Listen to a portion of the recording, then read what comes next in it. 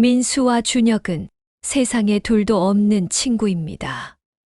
준혁은 인테리어 회사에 다녔고 민수는 야채 가게를 운영하고 있습니다. 민수는 준혁의 아내 수진을 통해 소희를 소개받고 결혼했습니다. 수진과 소희 역시 어릴 적부터 단짝 친구였습니다. 생활하면서 자주 만나다 보니 남편끼리, 아내끼리 친구인 그들 4명은 허물없이 지내는 사이가 되었습니다.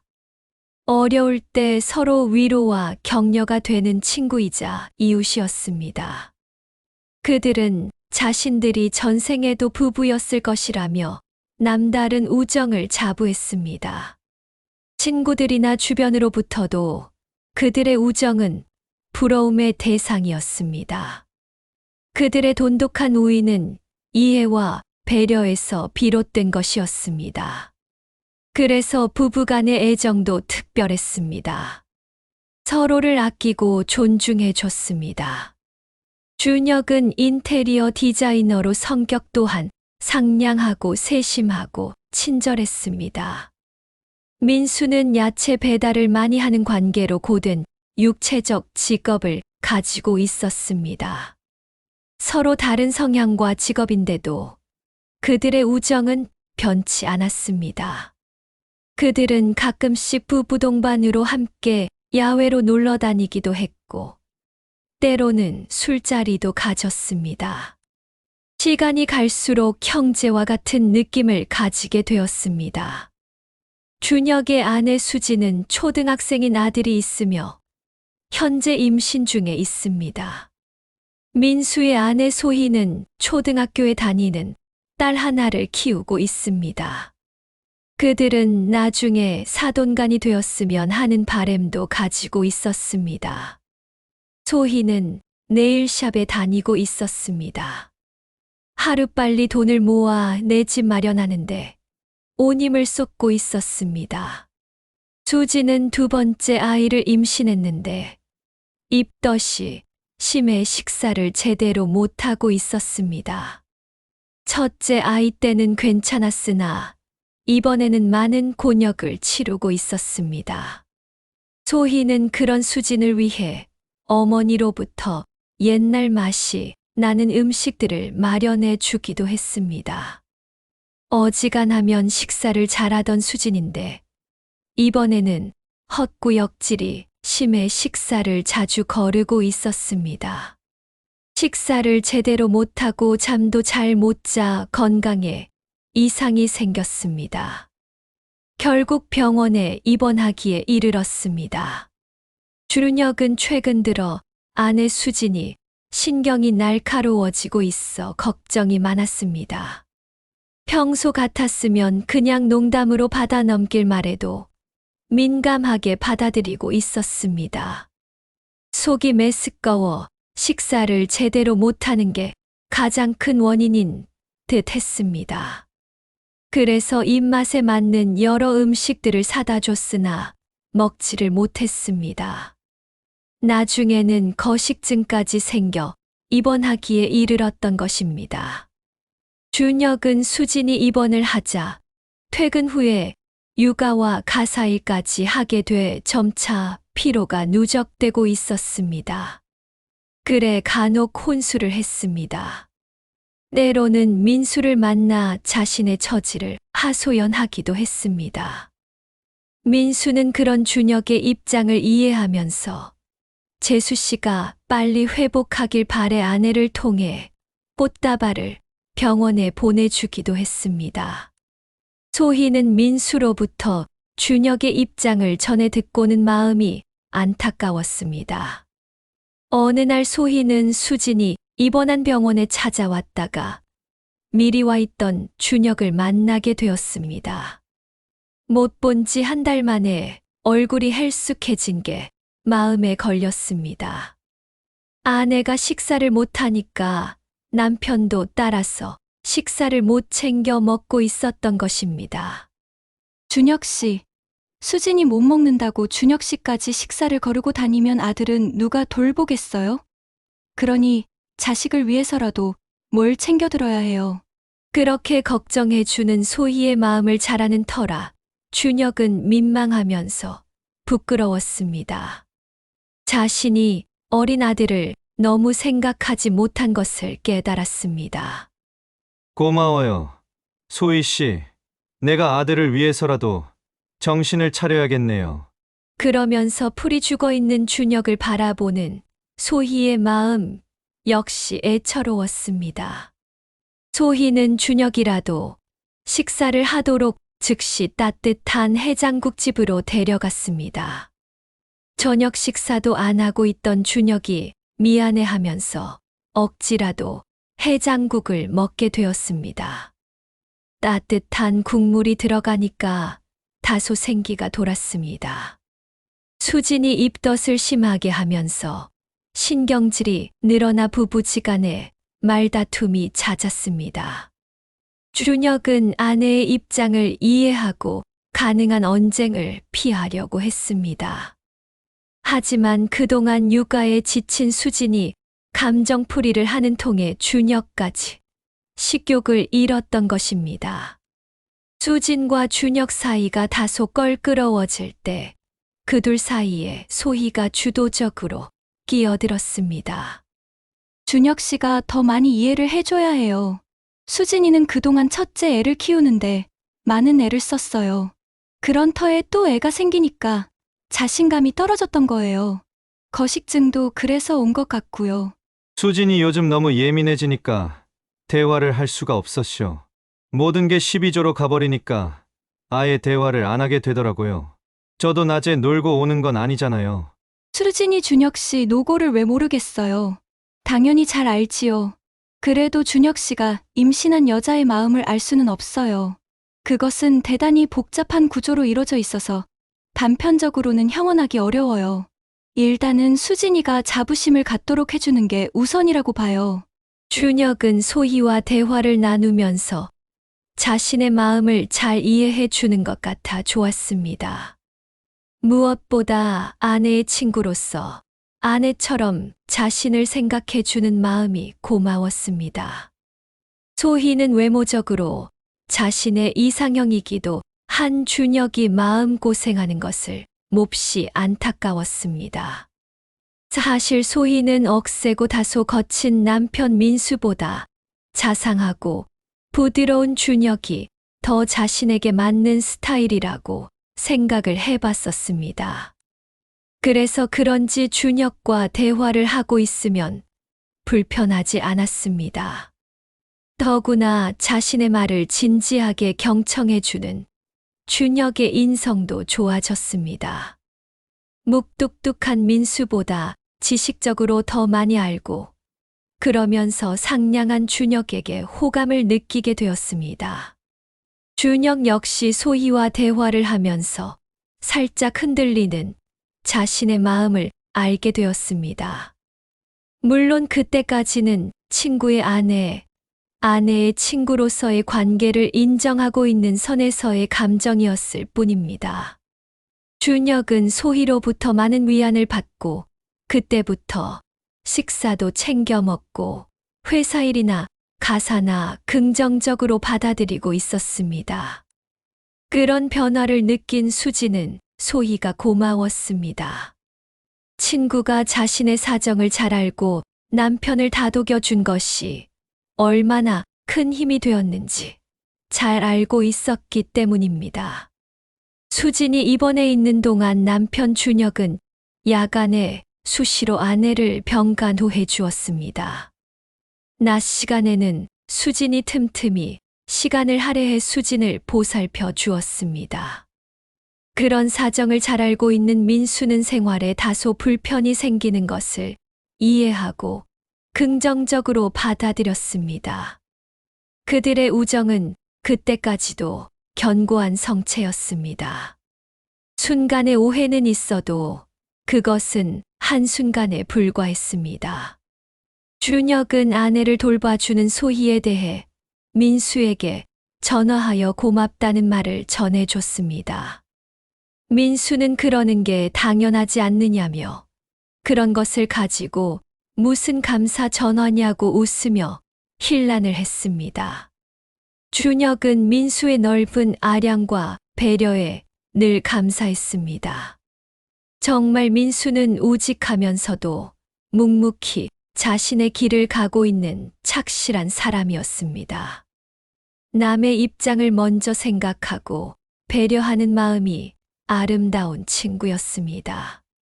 학창 시절에는 준혁이 공부는 잘하였으나 몸이 약해 친구들에게 무시당하는 일이 있었습니다. 그러나 민수는 덩치도 컸고 싸움도 잘해서 항시 준혁의 보호막 역할을 해주었습니다. 민수는 그런 준혁을 믿고 공부를 열심히 할 수 있었던 것입니다. 그 누구도 민수를 생각해서 준혁을 건드리지 못했습니다. 그렇게 돈독한 우정에 서서히 틈이 벌어지는 일이 일어나고 있었습니다. 수진이 입원해 있던 어느 날, 준혁이 병원에 도착했는데 그때까지 소희가 집에 안 가고 벤치에 앉아 있는 걸 봤습니다. 소희 씨, 집에 안 가고 여기서 뭐 하세요? 그냥 날이 선선해서 잠시 앉아 있었어요. 소희 스스로도 자신이 놀라웠습니다. 그것은 아마도 준혁이기 때문인 것 같았습니다.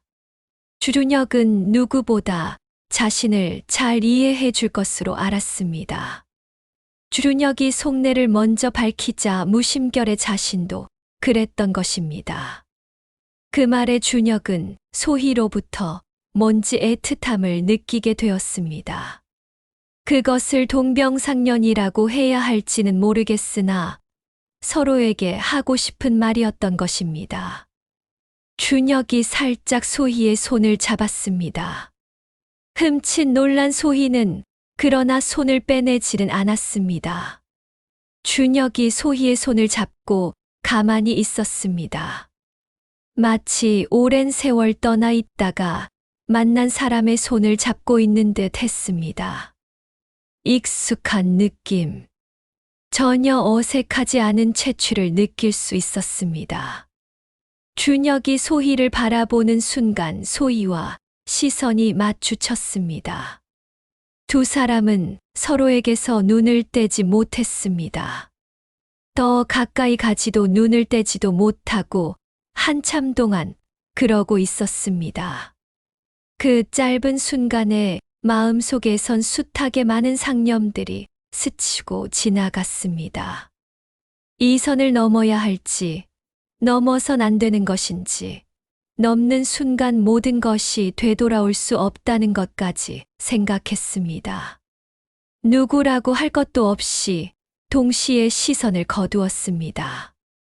잠깐 이성의 끈을 놓치고 있었습니다. 간신히 끈을 되찾아 당겼습니다. 이성의 힘으로 모든 것을 정상으로 되돌려 놨습니다. 그러나 마음 속 깊숙한 곳에서는 뜨거운 것이 치솟아 오르고 있었습니다. 두 사람은 그것이 너무 뜨거워 인정할 수 없었습니다. 두려웠습니다.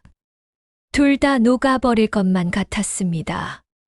아니, 타버릴 것 같아 겁이 났습니다. 타버리면 남는 건 쟤뿐이었을 겁니다. 소희가 벌떡 일어나 걷잡을 수 없는 상황을 모면했습니다. 집으로 돌아가는 길에 소희는 스스로에게 물었습니다. 뭘 원하느냐고.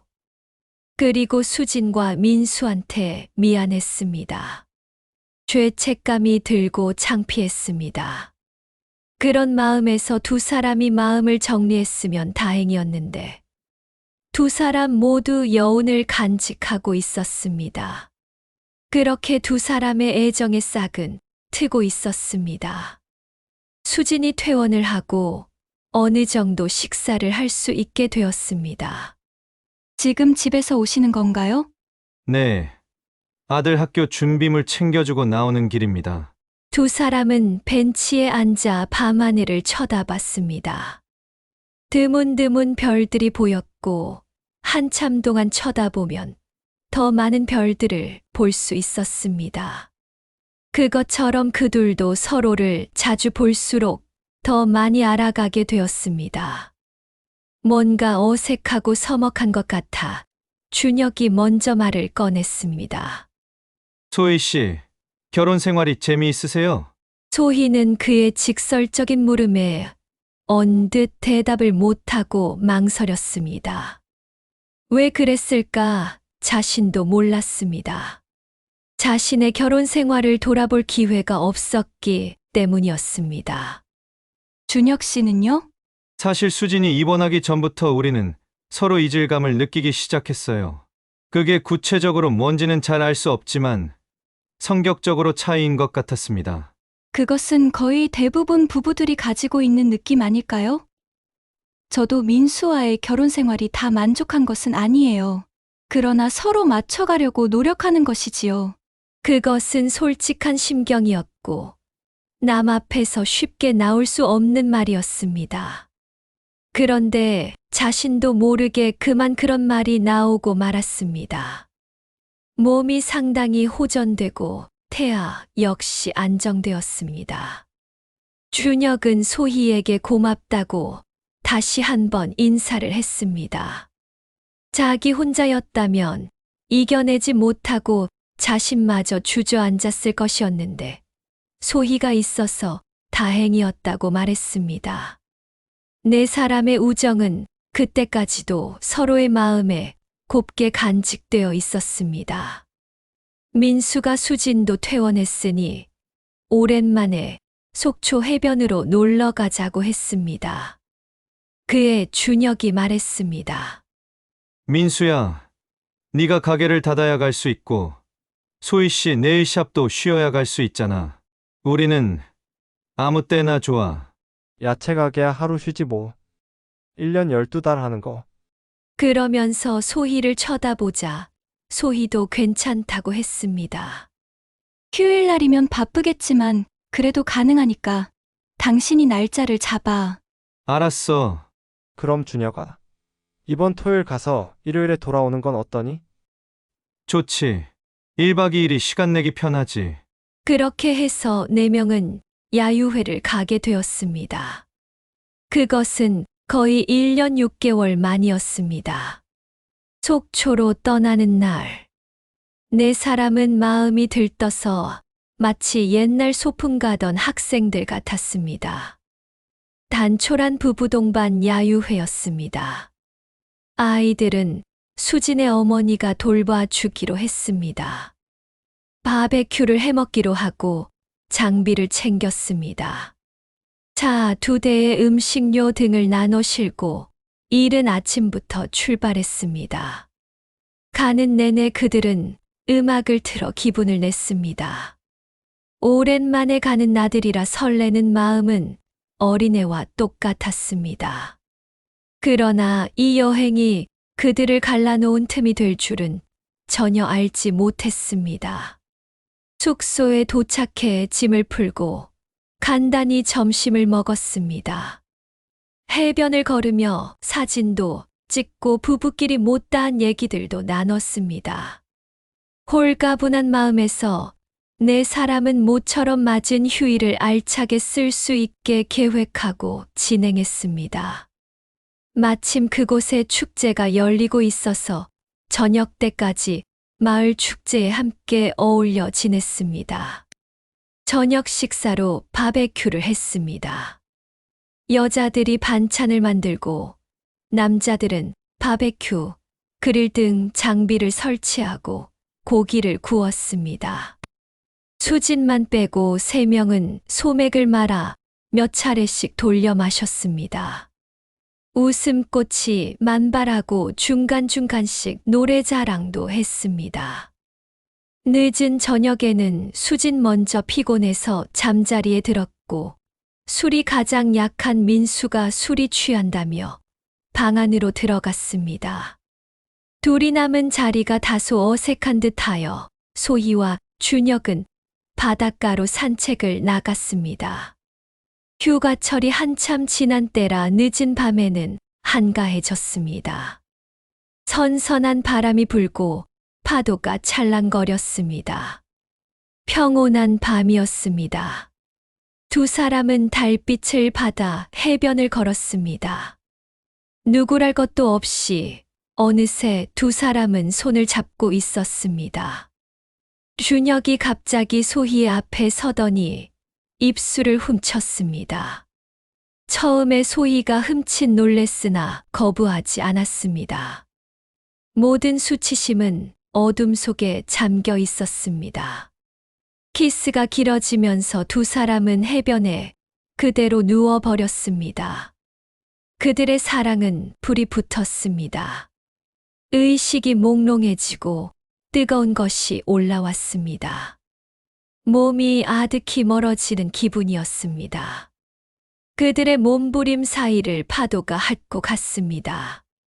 파도는 은밀한 비밀을 알고 있는 듯 두 사람의 육신으로 넘실거렸습니다. 정신이 들었을 때는 이미 그들은 돌아오지 못할 선을 넘어버렸습니다. 소희는 죄책감이 몰려들어왔습니다. 준혁은 허망한 느낌이었습니다. 그렇지만 두 사람 사이는 돌이킬 수 없이 끈끈해졌습니다. 이제 한시라도 헤어져서는 못 견딜 것만 같았습니다. 죄의식과 욕망이 교차하면서 머릿속이 혼란스러웠습니다. 숙소에 돌아왔을 때 아직도 그들의 열정은 식지 않았습니다. 그들은 대담해졌습니다.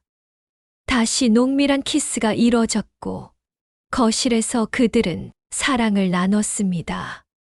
그때 만약 민수나 수진이 나왔다면 즉시 발각될 상황이었습니다. 그러나 뜨거운 열이 올라온 두 사람에게 눈에 베이는 건 오로지 타오르는 자신들만 있었습니다. 부부도 우정도 모두 물거품처럼 꺼져버렸습니다. 그것은 사랑도 아니었습니다. 그냥 스릴이었습니다. 집으로 돌아가는 길은 너무 서먹하고 낯설었습니다. 모든 것이 다 바뀌었습니다. 그때부터 준혁과 소희 두 사람의 사랑의 행각은 그칠 줄 몰랐습니다. 한시라도 못 보면 애가 터지고 열병이 일었습니다. 모든 것을 서로 다 씹어 먹고 싶었습니다. 다 먹어버리고 하나가 되고 싶었습니다. 그렇지만 이성의 끈은 결코 끊어지질 않았습니다. 그것이 그들을 괴롭히기 시작했습니다. 서로의 아내와 남편한테 그들은 지울 수 없는 상처를 만들어 줬습니다. 이제는 돌이킬 수가 없었습니다. 오로지 직진뿐이었습니다. 마구 달렸습니다. 전방에 나타나는 모든 것들은 전부 무시해 버렸습니다. 오늘만 살다 죽겠다는 생각뿐이었습니다. 죽어 좋다고, 이대로 영원히 죽고 싶다고 생각했습니다. 그 욕망이 강렬해질수록 죄책감도 커져갔습니다. 그들은 거짓을 말하기 시작했습니다. 직원들끼리 단합대회를 간다느니, 출장을 가야 하느니, 야근을 해야 한다느니, 별의별 명분과 핑계를 만들어댔습니다. 상대방이 의아해 여겨도 알아보지 못했습니다. 당장 만나서 뜨거운 것을 시켜야 했습니다. 그렇지 않으면 다 죽을 것만 같았기 때문입니다. 어느 날, 두 사람의 열병이 더욱 뜨거워졌을 때 준혁이 소희를 찾아왔습니다. 그것도 근무 시간에 말입니다. 준혁 자신도 스스로를 억제할 수 없었습니다. 견딜 수가 없어 소희를 찾아왔던 것입니다. 소희는 겁이 덜컥 났습니다. 준혁 씨, 우리 이러다가 발각되면 끝이야. 우리 정신 좀 차려야 해요. 아니야. 이대로 견딜 수가 없어. 소희를 영원히 가지고 싶어. 두 사람의 열정은 식을 줄 몰랐습니다. 아니, 갈수록 더 뜨거워져 갔습니다. 자신들도 알고 있었습니다. 이렇게 계속할 수는 없을 것이라고. 아니 중도의 꼬리가 밟혀 모든 게 물거품이 되리라고 봤습니다. 그러나 견딜 수 없는 것을 어찌 하겠습니까? 소희의 신음소리가 방 안에 가득한 그 순간 문이 벌컥 열리고 놀란 민수가 서 있었습니다. 두 사람은 벌거벗은 채로 꼼짝도 할 수가 없었습니다. 머릿속이 하얗게 되었습니다. 아무 생각도 할 수 없었습니다. 분노에 이글거리는 민수의 눈이 그둘의 폐부를 쑤시고 들어왔습니다. 그들은 아픔을 느끼는 듯이 그 자리에 푹 꺼져 버렸습니다. 민수의 손에 어느새 꽃병이 들려 있었습니다. 그의 눈에서 살기가 느껴졌습니다. 준혁과 소희는 모골이 송연해졌습니다. 얼른 몸을 가리고 옷가지를 주워 입기 시작했습니다. 그때 민수가 꽃병을 그들에게 던졌습니다. 꽃병이 벽에 부딪혀 깨져 산산조각이 났습니다. 너희들 뭘 하는 거야? 지금 이게 뭐 하는 짓이냐고? 민수의 고함 소리가 창문 유리창을 흔들었습니다. 민수가 준혁의 앞으로 다가왔습니다. 그의 큼직한 손바닥이 준혁의 얼굴을 강타했습니다. 박소리와 함께 준혁이 맥없이 쓰러졌습니다. 그때 소희가 민수의 팔을 붙잡고 매달렸습니다. 여보, 내가 잘못했어. 그만해. 제발 이러다 큰일 나겠어. 큰일? 지금 너희들이 한 짓거리 말고 더 큰일이 뭔데? 민수가 더욱 날카로워져 준혁을 마구 짓밟았습니다. 비명소리가 방 안에 가득 찼습니다. 소희는 매달리며 울부짖었습니다. 방 안은 아수라장이 되었습니다. 그래도 분이 안 풀린 민수는 소희를 침대로 내던지고는 방 안의 물건들을 마구 때려 부셨습니다. 이리저리 유리 파편이 튀고 나무 조각이 흐트러졌습니다. 미친 듯 때려 부수던 민수가 방을 나와 거실 소파에 주저앉았습니다. 분노로 양미간이 잔뜩 찌푸러진 그의 얼굴은 저승사자와 같아 보였습니다. 그의 시선은 초점을 잃고 부유하는 듯 했습니다. 그 무엇도 보고 있지 않았습니다. 그는 깊은 생각에 잠긴 것이었습니다. 이 현실을 어떻게든 도망치고 싶었던 것입니다. 저 두 사람이 무서웠습니다. 지난 7년이 허무하게 사라져가는 것을 보고 있었던 것입니다. 잡을 수도 또 잡아서도 안 되는 것이었습니다. 모든 게 물거품이 되었습니다. 이제 다시는 단란한 가정은 없어진 것입니다. 미안하다고 연신 고개를 조아리는 소희가 가증스러웠습니다. 볼수록 증오심이 불타올랐습니다. 그토록 믿고 의지했던 사람이었건만 이토록 실망을 시킬 줄은 몰랐습니다. 다 어떻게 수습을 해야 할지 도대체 몰랐습니다.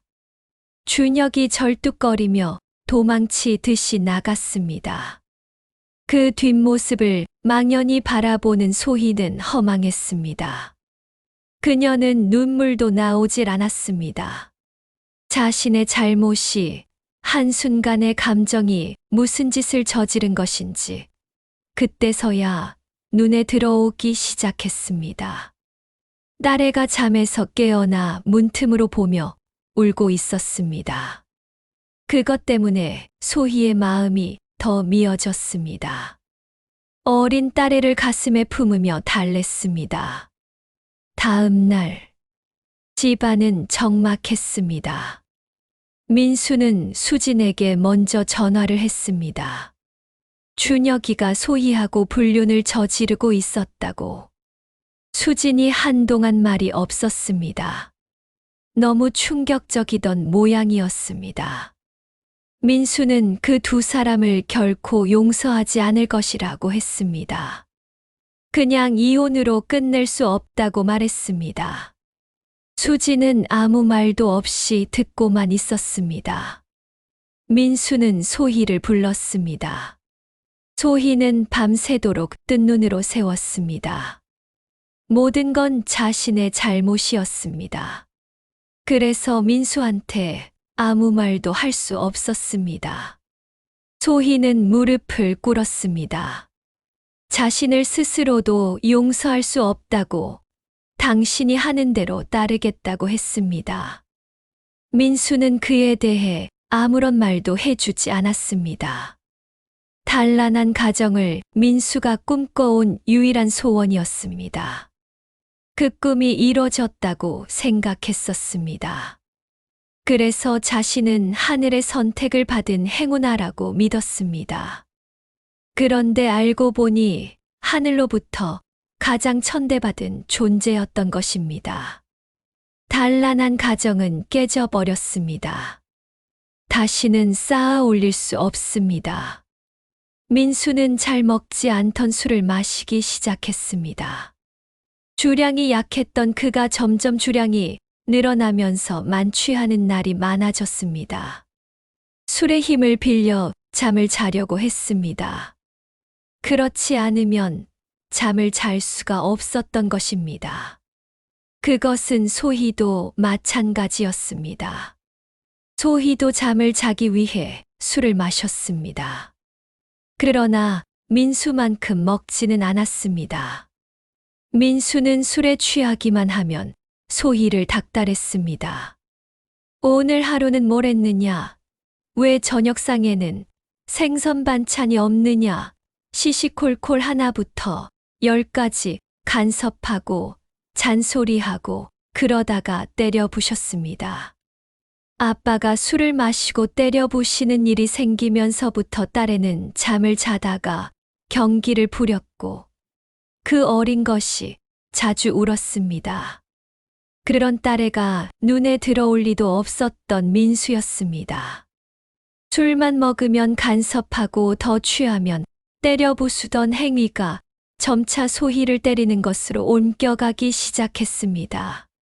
술의 힘을 빌려 자신의 아내를 때리는 것이었습니다. 소희는 어떤 때는 일어서지 못할 만큼 얻어맞기도 했습니다. 딸의 비명소리가 하루 걸러 한 번씩 터져 나왔습니다. 화목한 집안에서 이젠 지옥 같은 집구석이 되었습니다. 아무도 말리지 않았습니다. 그들 부부관계는 지인과 친인척들에게 전부 알려져 버렸습니다. 고개를 들고 다닐 수가 없었습니다. 나중에는 하루가 멀다 하고 매일같이 소희를 두들겨 팼습니다. 그 때문에 경찰에 신고되어 유치장에 갇히기도 했었습니다. 그래도 소용없었습니다. 민수의 마음의 상처는 나아질 수 없었고 더 악화만 되었습니다. 소희는 이렇게 살다가는 딸의 인생뿐만 아니라 자신들도 더 무섭게 파멸하고 말 것이라 생각했습니다. 그래서 민수에게 이혼을 하자고 했습니다. 이혼 소리에 민수는 미친 듯이 날뛰었습니다. 이혼이라고 불륜을 핀 여자가 이혼을 주장할 수 있냐? 이혼도 내가 하고 싶을 때 할 거다. 너는 어딜 가든 내가 용서하지 않을 거야. 그러니 죽은 셈치고 가만히 있어. 소희는 할 말이 없었습니다. 자신의 잘못으로 인하여 가정이 파괴되었는데 그 무엇을 주장할 수 있겠습니까? 하루하루가 사는 게 지옥처럼 느껴졌습니다. 자신이 무슨 짓을 했는지, 그 결과 무엇을 빚어 놓았는지 뼈저리게 느끼고 있었습니다. 후회막심이었지만 돌이킬 수 없어 괴로웠습니다. 다시 원상태로 돌아간다면 절대 흔들리지 않을 것이라고 확신했습니다. 그렇지만 다시 옛날은 오지 않습니다. 후회는 늦게 오는 법입니다. 준혁은 회사에 나가서도 일손이 잡히지 않았습니다. 아내 수진이 이혼 요구했습니다. 양육권을 모두 아내가 갖겠다는 것입니다. 유책 배우자는 우선순위가 아니었습니다.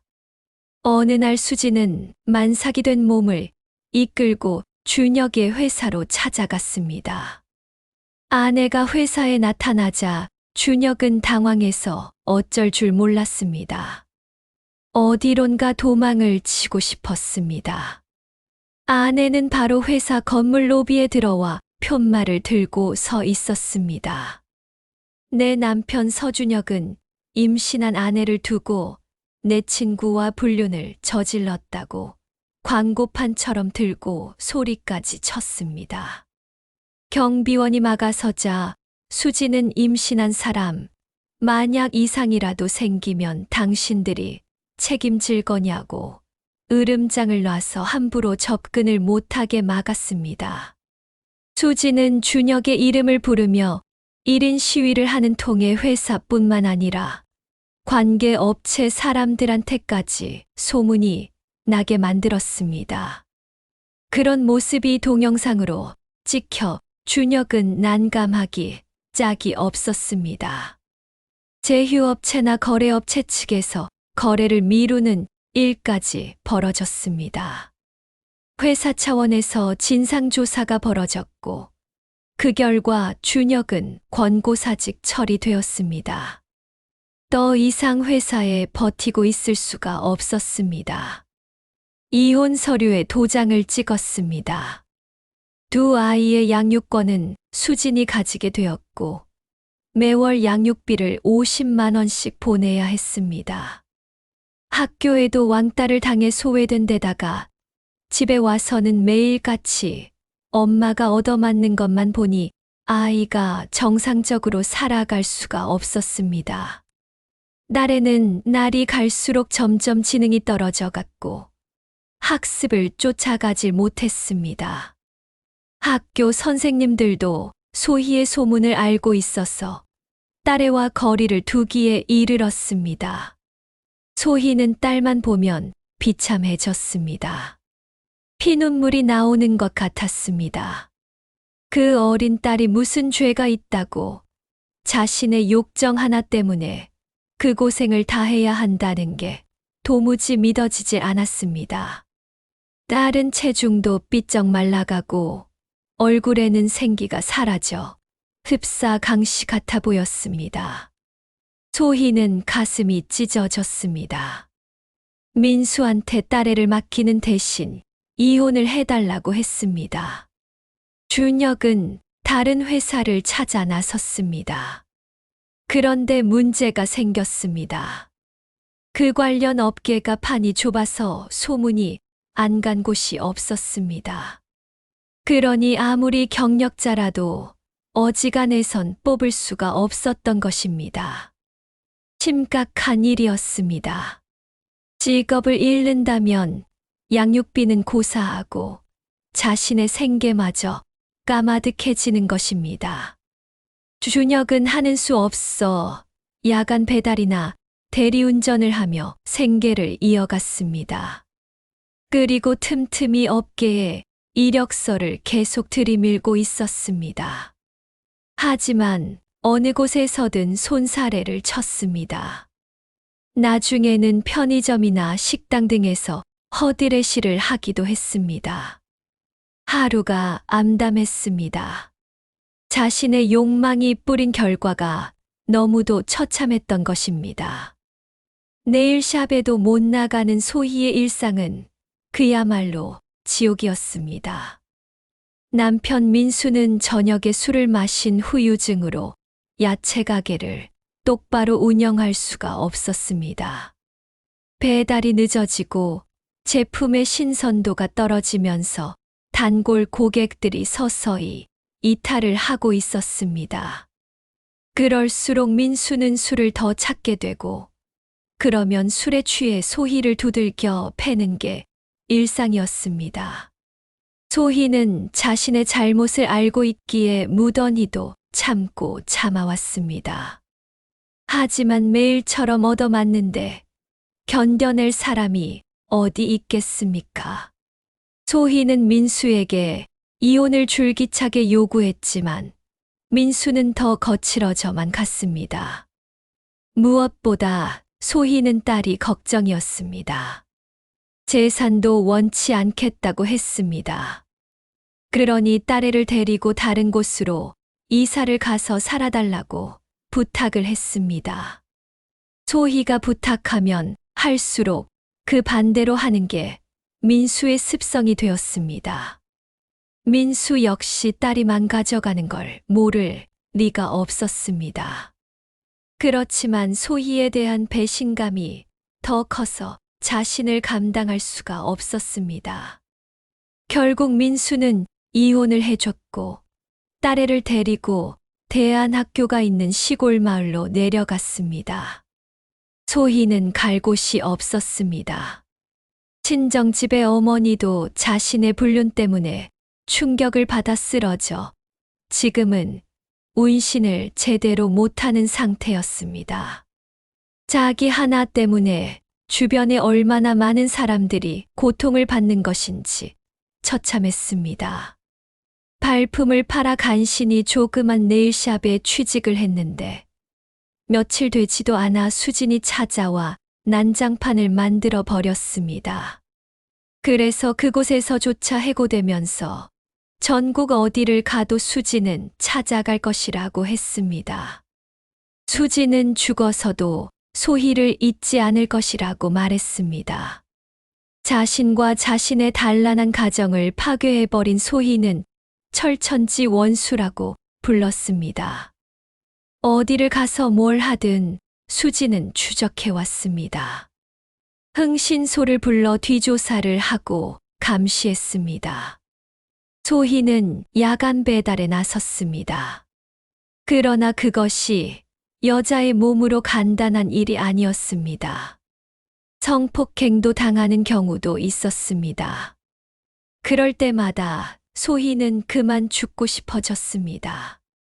아무리 그래도 참외밭에 굴러도 이승이 낫다는 말이 있듯이 모진 게 이승의 연이었습니다.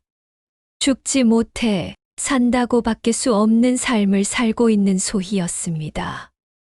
한 번의 욕정 때문에 그동안 쌓아온 모든 것이 거품처럼 사라져 버렸습니다. 그동안 남편한테 매일같이 얻어맞아 온몸은 성한 구석이 하나도 없었습니다. 골병이 들고 갈비뼈는 거의 다 한 번씩 부러졌습니다. 코뼈도 몇 번씩 주저앉았고 안구가 터져 실명 위기까지 갔었습니다. 어깨는 3번씩이나 탈구되어 야간 응급을 갔으며 손가락 2개는 굽어지질 않습니다. 다리 관절은 염증이 생겨 수시로 물을 빼고 있습니다. 치아도 몇 개나 빠졌는지 기억조차 없고 지금도 잇몸이 주저앉고 있습니다. 거울에 비친 자신의 몰골을 봤습니다. 앙상한 뼈만 남아 누가 소희를 30대 초반으로 보겠습니까? 거의 50살에 가깝게 볼 정도로 늙고 병들어 있었습니다. 피부는 거칠고 손마디는 굵어졌습니다. 다리는 한쪽을 절뚝거리고 20-30분마다 안약을 넣어야 되었습니다. 위장병뿐만 아니라 고혈압에 당뇨증까지 생겼습니다. 그래도 소희는 자신의 잘못을 잘 알고 있었기 때문에 누굴 원망하거나 탓하지 못했습니다. 모든 건 자신이 저지른 잘못이었습니다. 자책할 뿐이었습니다. 언제가는 민수와 수지에게 그리고 딸에게 또 어머니에게 아니 자신 때문에 상처를 받은 모든 사람들에게 용서받을 수만 있다면 죽지 않고 살 것이라고 다짐했습니다. 지금도 그녀는 울고 있습니다. 그녀의 눈에서 눈물이 마른 날이 올까요? 왜 다른 불륜녀들보다 더 가혹한 처벌을 받아야 했을까요? 여러분은 어떻게 생각하십니까? 사연은 여기까지입니다. 감사합니다.